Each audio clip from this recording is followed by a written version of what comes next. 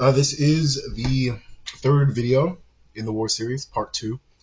Uh, and today I'm going to be discussing a conflict that I'm assuming most people are aware of, but similar to the last video, I'm going to wait till a little bit later in the video to get more explicit. But with this time that I have, I will say when I really in the time since I posted the video about Russia and Ukraine, I think ultimately, and I'm not sure how effectively I did this, but I think the point that I really wanted to communicate was that war is bad, and even when whatever circumstances may sort of serve as a justification for war isn't a good thing, and it should be avoided at all costs.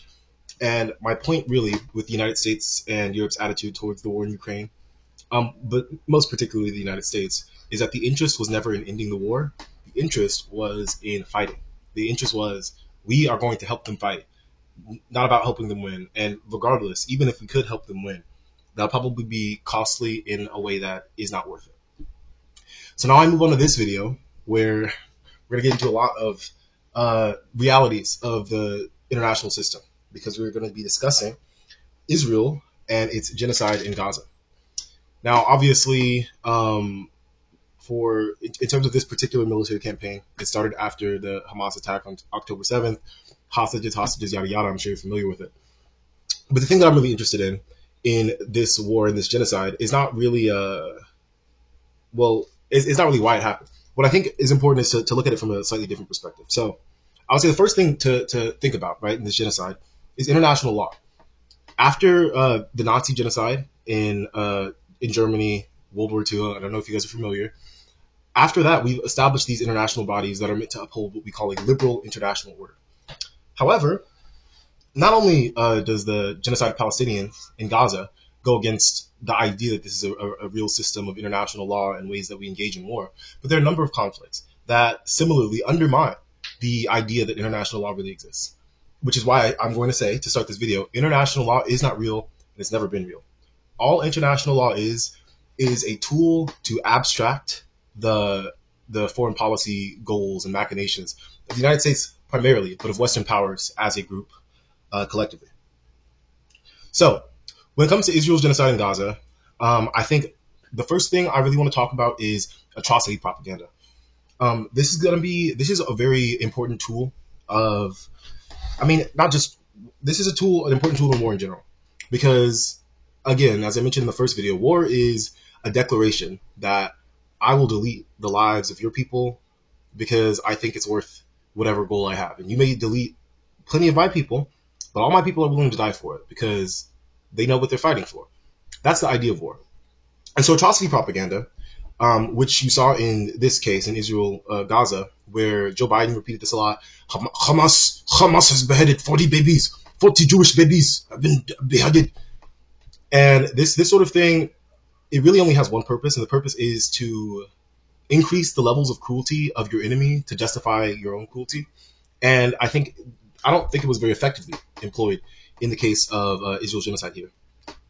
Over the course of this genocide, there are a number of things, or a couple of different perspectives we need to consider as well, beyond just the interactions between Israel and Gaza themselves. We also have to consider Israel's actions in Lebanon in decapitating the structure of Lebanon by killing Hassan Nasrallah. We have to consider Turkey and its assistance in finally toppling Assad's government, and the government that is replacing it being one that is clearly subservient to U.S. interests. You also have to consider the Houthis, and you have to consider Iran as well, obviously. Effectively, over the course of this genocide, Israel has launched a ridiculous regional war, taking out a number of different military targets, whatever it is. At the end of the day, Israel does not care about terrorizing populations, as you can see by the genocide. But Israel is on a campaign trying to reshape its role in this region. And I think that's often lost when we focus on the genocide of Palestinians as a discrete event, because it takes place in this larger context, which is a big part of why the war in Iran that we have today is so predictable. Because Israel has it's demonstrated itself to be a ridiculous aggressor. It's demonstrated itself to be willing to use completely disproportionate force, overwhelming force, murder of civilians, destruction of civilian infrastructure, whatever it may be, to achieve its goals. So then we must ask, what are the goals of Israel? Israel is a Zionist country and therefore is a Nazi country. They're the same thing. You can't just swap out the groups in your Nazi ideology and then be offended when people find it disgusting. People find Nazism disgusting because our education system made it a point in order to, legitimate our moral supremacy. As wonderful Westerners, we would never. Oh, the genocide of Jews in Germany was just the most horrible thing, which is why we created international law. This is the foundation of American foreign policy. However, we're willing to sacrifice it for Israel, and I think that is an interesting thing to consider. But when I really think about this conflict, as much as my heart hurts for Palestinians and the fact that no one gave a shit, nobody gave a shit. I mean, the encampments on at my college, I was there when the police came and shut them down, and I might even put some pictures up if I decide that I want. I'm not going to do that. But the police came and shut them down brutally. I mean, students were expelled. You have like Romesa Ozturk, Mohsen Makdawi in Colombia, and people like that arrested, threatened with deportation, all sorts of things for their views. And this happened not only under the Trump administration, but under the Biden administration. But yeah, I guess my point really in this video is just to say that international law has never existed, and you'll never understand what America and Israel have done to the Palestinians if you believe in international law. If you think that there is some sort of a reckoning that is, arrested but waiting and still developing, there isn't one. European leaders didn't give a fuck. American institutions silenced dissent to the best of their possibility, and they destroyed any opposition to Israel, because opposition to Israel is just the same opposition to America. Because America has never been a moral country. America has never fought wars with the interests of civilian populations in mind.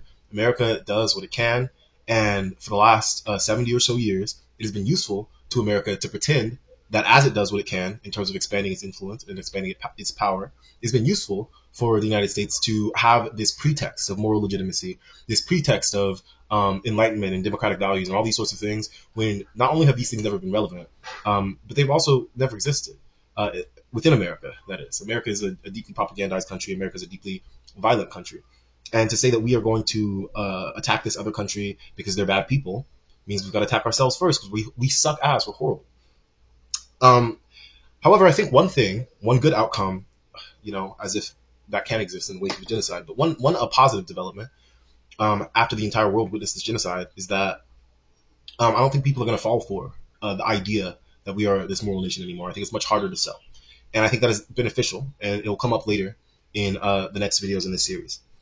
But while I'm on the topic of implications, as I want to talk about the rise in anti-Semitism, the real rise in anti-Semitism that's actually been cultivated by this war. So when it comes to Zionists, when having to defend Israel, atrocity propaganda is very useful. They've stole our hostages. They have our hostages, etc. Things like that.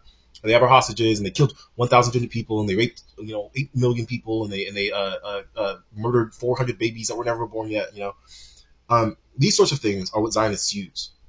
But when people started to question these narratives, Zionists don't have much to fall back on. Again, it's a Nazi ideology. People aren't really big fans of Nazi ideology. Even Nazis don't like to admit when they're Nazis, even while doing Nazi shit, because it doesn't feel good to be the bad guy. It doesn't feel good to be fucking Darth Vader, right? And so instead they stuck to anti-Semitism. They said, you are anti-Semitic. You are anti-Israel, anti-Semitism. And this has had horrible effects. And quite frankly, I'm a bit afraid for the future of Jews in America and in the world, because they have completely cheapened the term. It's lost all of its ability to, it doesn't mean anything. It's like you call somebody a racist, so they step down from their company. But if people stop giving a fuck about racism, then what? Well, we're experiencing the same thing with anti-Semitism, where people don't give a shit. Because if you're going to call Palestinian protesters Semitic, you're going to call drawing a swastika on some dude's forehead anti-Semitic, then you seem like a clown. You seem like a clown, and you seem like the whole thing is fake. That's the impression that you leave people with. And I do imagine, like, the future of politics, left-wing individuals having to sort of tailor their messaging to a sort of, not anti-Semitically, but to appeal to, these undercurrents, because the more explicit forms of anti-Semitism are still, and I imagine that they will remain less blatant, but overall, this country is so much more anti-Semitic than it used to be, and I think it's a shame. And I think it's the sort of thing that's brought on by two countries, America and Israel, and all of its supporters in the West. Every single Western country, by the way, is completely complicit in this, because they all could have and should have stopped it. Stopping a genocide according to the principles that we've established under international law, is the entire purpose of the UN. And if the UN can't do it, then why the fuck do we have one? Um, but I've lost my train of thought. Where were the allies? Western allies? Oh, so America and Israel, these two countries don't care about the value of human life. They have no respect for it, and their militarism itself proves that. But when you look further into their societies and further into the ways that they treat people, even in non military relations, it becomes very apparent that the disregard for human life is really foundational to how these countries operate. And because they don't care about human life, they're willing to weaponize these.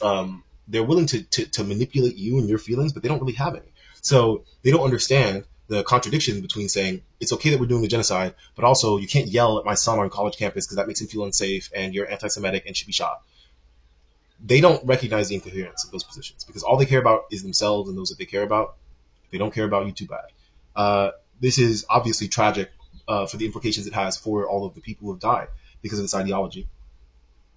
Even more so tragic because by being the most powerful country on the planet, many countries that have much, that have richer relationships with life and existence and in futures and death and all that shit, have all been subsumed by this violent ethos, and I think it's really really dangerous and really toxic. But ultimately, I think this moment, this aggression, this genocide, will be remembered as one of the starting points of not the starting point, the final moment, the apex of America, if you will. Joe Biden and Donald Trump both supporting, and this is the last military operation the United States will be able to engage in this sense, in this context, as our power fades globally, and it is a horrible punctuation to a horrible history for a horrible country, but the people of Palestine will persevere and they will come out on top eventually because you can't dominate people forever. And that is another lesson that will come later on in the series. But yeah, for this video, international law isn't real. These people hate everyone, really. Everyone who they don't like. They probably don't like you. So.